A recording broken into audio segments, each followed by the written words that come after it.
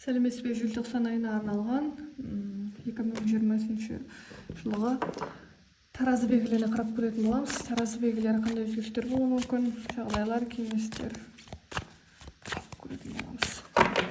Желтоқсан айында.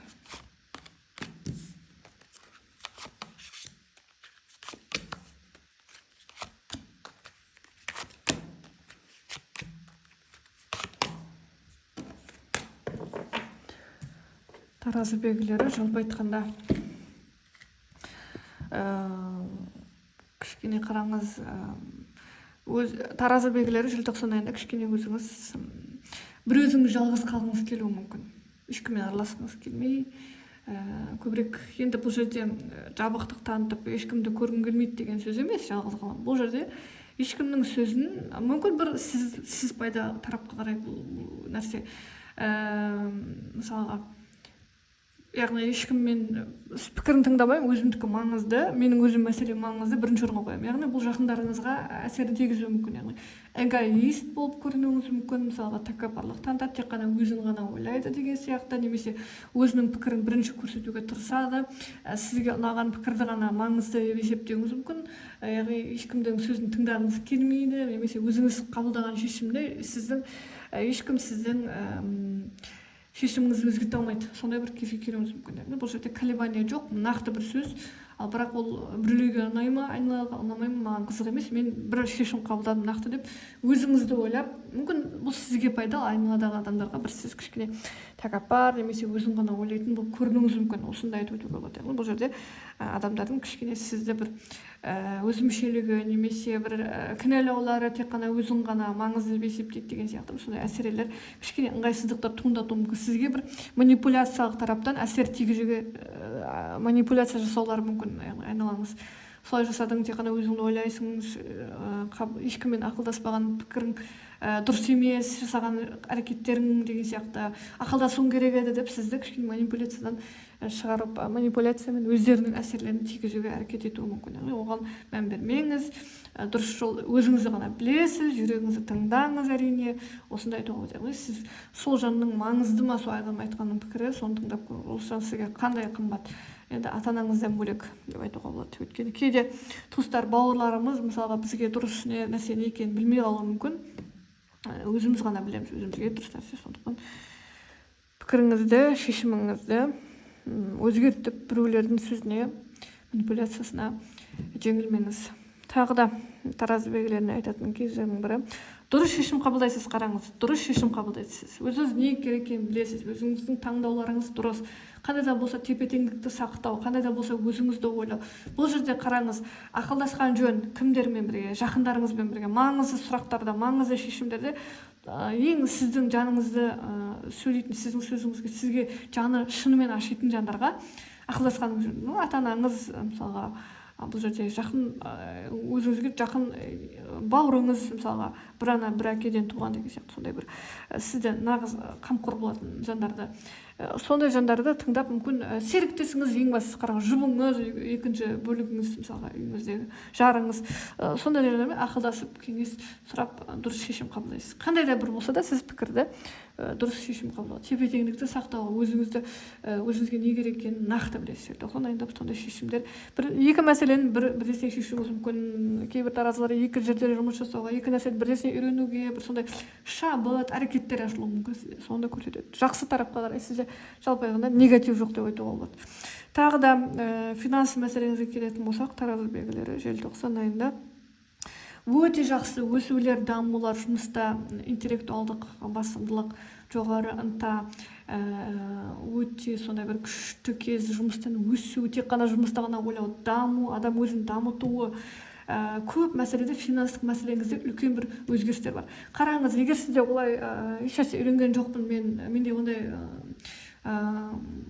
прорыв өмірімде жоқ деп жатқан болсаңыз, значит сіздің жұбыңыз немесе сізге бір ер азамат бір ақшалық тараптан сізді қамтамасыз етуі мүмкін. Сонда айтады, көп мысалдан финанс тараптан ешқандай мәселе болмайды.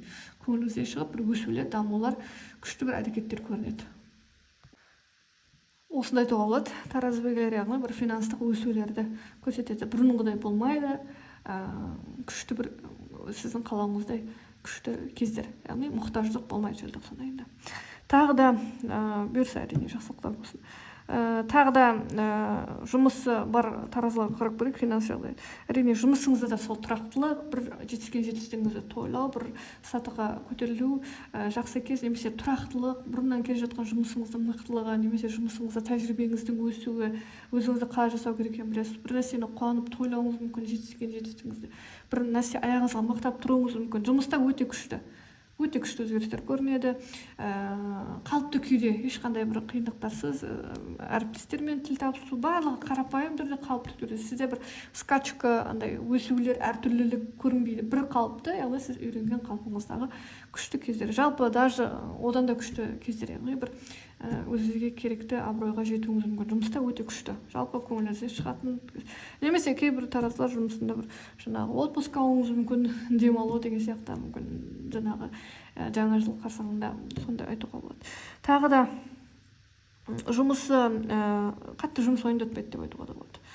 Жұмысы жоқ таразыларға келетін болсақ, желтоқсан айында жұмысы жоқ таразылар табуға әбден мүмкіндік бар, жаңа табуға. Сіздің ынтаңызға, сіздің көмегіңізге қарап, бір әрекеттеріңізге қарап, бұрыннан келе жатқан идея, немесе бірдесіне келетін бір идея, бірдесіне жоғары саты деп айтпаймын, мүмкін жаймен деп кішкентай сатылардан бастауыңыз мүмкін, жұмыстарда бір көмекші ретінде немесе стажер ретінде баруыңыз мүмкін. Жалпы жақсы, жұмыссыз қалу деген жоқ. Сізде жұмыс табуға да ынта бар, жүруге де, өзіңіздің әрекетіңіз де бар, ұсыныстар да бар. Сонда айтуға болады. Яғни өсуге, дамуға мүмкін болған жұмыс. Тәжірибеңіз аз жұмыс болуы мүмкін, бірақ ол қолыңыздан келу әбден келеді. Тағы да мүмкін өзіңізді сезінуге келетін болсақ, таразы белгілері қалай сезінесіз өзіңізді желтоқсан айында? Өте жайлы, тыныш күйде. Кейбір таразылар әрекетсіздік жасауларыңыз мүмкін, тек қана жұмыс, отыру көлемінде. Бұл жерде жүріп тұруға кеңес береді, кішкене физикалық әрекеттер сізге де жасауға кеңес береді. Өйткені сидячий положение көбірек зиян әрекет ету мүмкін, көбірек жүру, көбірек тазада ауадан тыныс алу деген сияқты сондай бір кеңестер бар. Егер сізде барлығы жақсы, менде ондай мәселе жоқ, мен физикалық әрекеттермен айналысам десеңіз, сізге тағы да бір ескертулердің бірі, кейбір таразылар ішімдік ішуден, алкогольдік зиянды сусындардан аулақ болғаныңыз жөн. Сізге бір әсерін тигізеді. Немесе ондай да бір зиянды әрекетім жоқ, мен ішімдікке жақын емеспін десеңіз, сіздегі су балансты реттеуді кеңес береді. Яғни дұрыс су көлемін, дұрыс шамадан тыс көп ішуге болмайды, шамадан тыс аз ішуге болмайды деген сияқты. Осындай. Жалпы айтқанда өте күшті, ешқандай бір қан басымдық айналыстар, сұйықтық мәселелері, сонымен сұйықтық мәселесін реттеу керек, сондай айтуға болады. Тағы да мысалдардың біріне барлығына өттік. Енді жалпы айтқанда өте күшті, сізде қарап айтуға болады. Желтоқсан айында жұптарға, отбасылық арақатынастарға келетін болсақ, жұбы бар, отбасы бар таразы белгілері желтоқсан айында қандай өзгерістер болуы мүмкін? Жалпы өте тұрақты, мүмкін бір бизнес қалыпты күйде. Қараңыз, тағы да, егер сізде өте күшті болса, арғартай да күшті деген сөз. Егер сізде мәселе болса, таразы белгілері, арақатынасыңызда мәселе бар, түсініспеушіліктер бар, тартылыстар бар болса, әрине осы тартылыстар суықтылыққа алып келуі мүмкін. Әсіресе таразы әйел азаматша болсаңыз, сізге байланысты арғатай ушықтырып жүрмеу, өзіңізді ұстау керексіз. Бәсекелестік бар бұл жерде арақатынаста. Бәсекелестік бар бұл жерде, ақша табудан финанстық мәселелер туындауы мүмкін, кім күшті табады немесе мәселе, немесе бір отбасыңызға туыстар араласуы мүмкін бұл жерде. Әртүрлі жаңағы әйел азаматша, ер азамат болсын, бұл жерде арақатынасқа бір жандар араласып жатыр, шеттен бір жандар араласып жатыр. Онда жандарды араластырмауға тырысыңыз. Бұл жерде спор бар, бұл жерде кім бірінші бәсекелестік алып тастаңыз. Отбасы керек болса, қымбат болса, бәсекелестіктің қажеті жоқ. Мүмкін сіз бірінші қадам жасайсыз, мүмкін сонда жүргіңіз түсінеді, мен қате жасаған екенмін деп. Сондықтан көп үшінші жандарды араластырмауға тырысыңыз. Бұл жерде үшінші жандар араласып жатыр, сізді ұрыстырып жатуға тырысулар мүмкін. Ондай нәрседен аулақ болу, желтоқсан айында пысық болыңыз, бірге жұмыла көтерген жүк жеңілдеп, бір-біріңізді қолдау білдіріңіз. Өйткені айналадағы адамдарға керек емес, арақатынас сіздерге керек деген сияқты. Тағы да мысалдардың біріне келетін болсақ, жұбы жоқ, отбасы жоқ, жалғыз басты таразы белгілері болсаңыз, желтоқсан айында табу мүмкін ба деп сұрасаңыз, бұл жерде кішкене мүмкіндіктер аз сияқты. Әрине, қараңыз, бұл жерде бір мәселеңіз шешілуі мүмкін, немесе сенімсіздік кетуі мүмкін. Қараңыз, бұл бірнеше көп мәселеде жалғыз басты таразылардың табу қиын болуының себебі өздерінде сенімсіздіктер бар бұл жерде. Яғни, мүмкін бір мәселелерді шешуге тура келеді, содан соң ғана деп. Енді сол мәселелер шешілуі мүмкін сізде. Кейбірлеріңізге шешілуі мүмкін, кейбірлеріңіз осылай егер ситуацияны ұстап тұрсаңыз, яғни сенімсіздікті табу әбден қиын. Мүмкін кейбір таразылар былай ойлаулары мүмкін, мысалы жалғыз бас таразы. Ақша жинап алған соң ғана отбасы құрамын, ақша жинап алған соң арақатынас құрамын, ақша жинап алған соң бір жанды іздеймін деген сияқты мәселелер ойлап жатқан болуы мүмкін. Мүмкін сол өзіңізді қалағаныңыздай болып, енді сол мәселе шешіліп, әбден табуға мүмкіндік бар. Немесе бір жолға шыққан кезіңізде табуыңыз мүмкін. Бір жаңадан арақатынас құру әбден мүмкіндіктер бар. Соны да көрсетеді. Немесе бір жасы кіші жандар жолығуы мүмкін.